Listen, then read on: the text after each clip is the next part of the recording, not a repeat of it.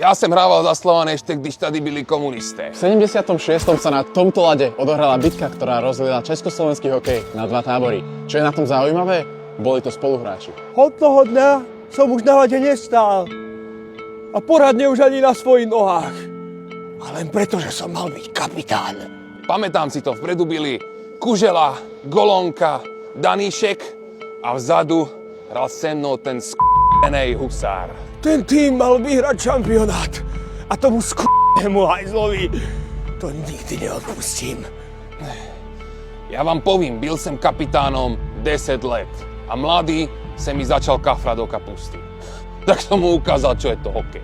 V 76. to boli hráči, viac krvi som nevidel, ne jak teraz tieto sračky, ne? Tuto mi ten Grlik spravil to. Po 50 rokoch od tejto udalosti sa títo páni uvidia prvýkrát. Keď som videl jeho tvár prvýkrát na ľade, po všetkých tých rokoch, stratil som rovnováhu. Když som ho na té mlade videl celého dochrámanýho, došlo mi ho líto.